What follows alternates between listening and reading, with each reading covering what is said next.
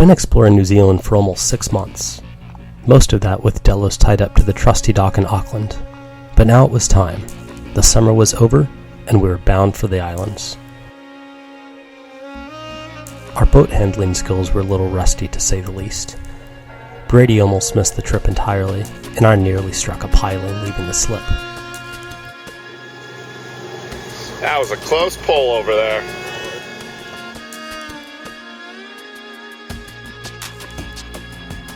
Our crew is a mixed bunch. This is my brother Brady that sailed with me for years. He got on the boat in Mexico for a few weeks and never ended up leaving. We met Paul, another fellow American, in New Zealand. What do you have to say there, Paulie? Daddy's going to Fiji.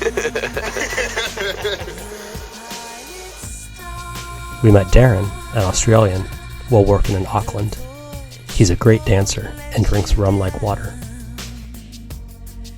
And that's me at the helm, firing the bow thruster and doing my best to avoid collisions. We were a pretty random bunch, but happy to be going to sea. New Zealand had been good to us, but Fiji was calling. We had a great overnight sail north from Auckland to Opua, and set the hook in the Bay of Islands just before northern New Zealand was pounded by a massive low coming across the Tasman Sea from Australia.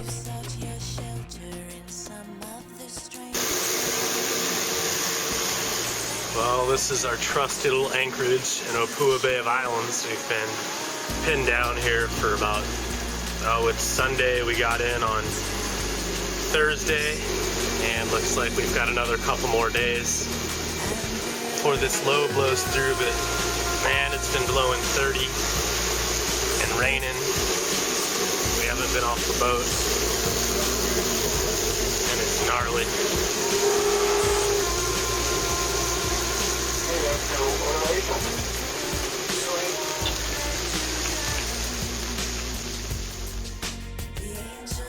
After 5 days of awful weather, the low finally passed, and we left Delos to stretch our legs. Just before departure, we used our time wisely to do some last-minute provisioning.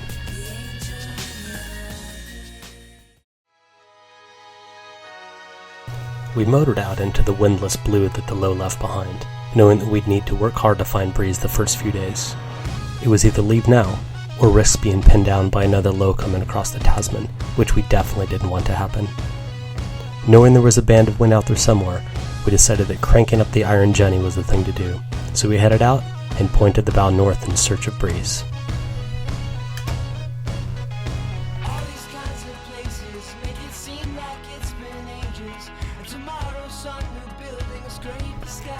We found our breeze and then some on our second day. We had some great sailing in 20 plus knots, but it was from the wrong direction, so we were forced to beat into it. We tacked back and forth, fighting for every mile made good along our course. It wasn't perfect conditions for the crew to get their sea legs, but we made the most of it.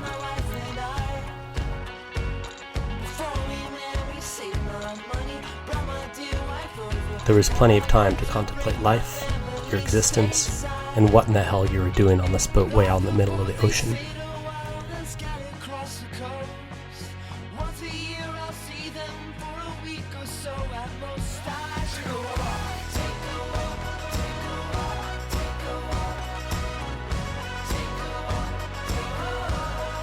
It wasn't all like that though, and as weather always does, we were in for a change.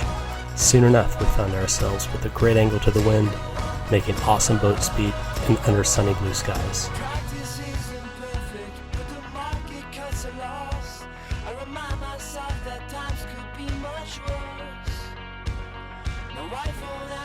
If we're sailing, chances are we're fishing.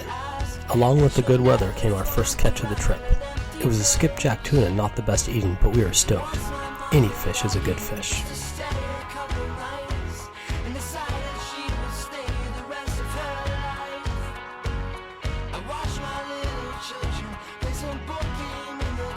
There's more than one way to kill a fish, but our favorite is to slit their gills. Yes, it's gruesome, messy, and you have to get right in there and make the kill personal, but it kills them quickly, and there's less struggle, which makes the meat even more delicious.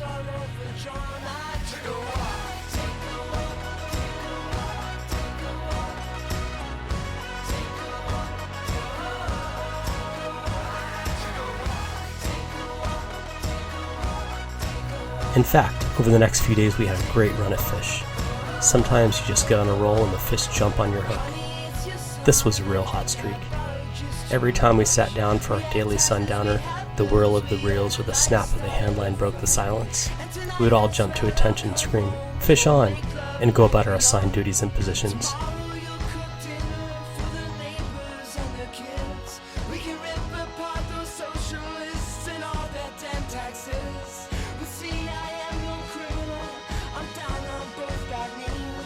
This beautiful wahoo was a fierce fighter, but we were patient and took our time to land her. There really is nothing quite like fresh wahoo fish and chips.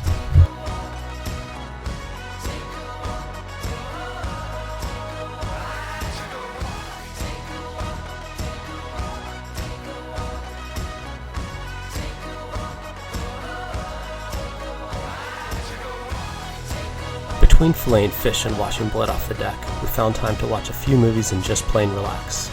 We were getting into the groove of the passage and into the zone. Darren honed his sextant skills and made a few sights that were amazingly accurate.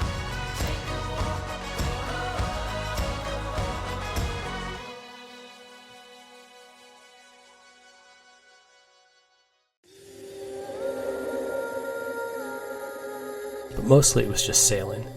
Days and days of glorious sailing where your only care in the world is making sure Delos and her crew are safe and happy.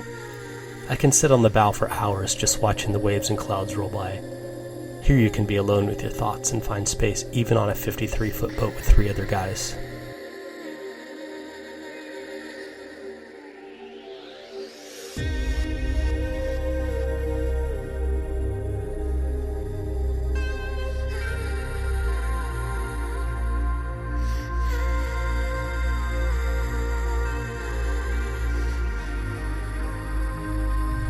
With the sky stretching from horizon to horizon in every direction, you realize just how big the world is and how you shouldn't sweat the small stuff.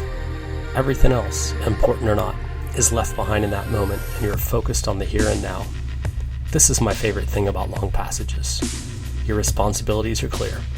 You need to take care of the boat, take care of the crew, and take care of yourself. Everything else is drowned in the background of the waves.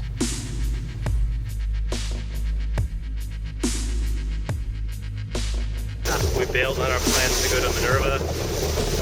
And now we're about 215 miles southeast of Fiji, headed towards Suva. Awesome sailing, season come down. Still making good boat speed between 7 and 8 knots. Things are good.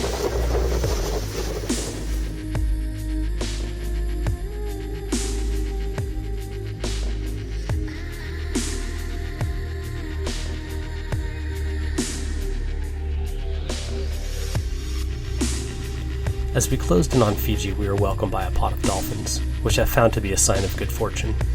They stayed with us for nearly an hour, swimming back and forth, entertaining themselves in the pressure wave created by the bow.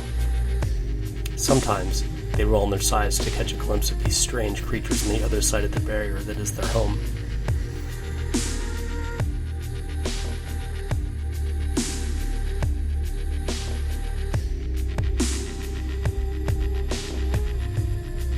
Then, as suddenly as they appear, they're gone in unison as if they had rehearsed this thousands of times before.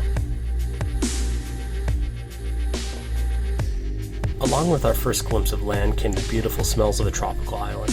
The smells of flowers, trees, and even dirt are nearly palpable after being absent for so long.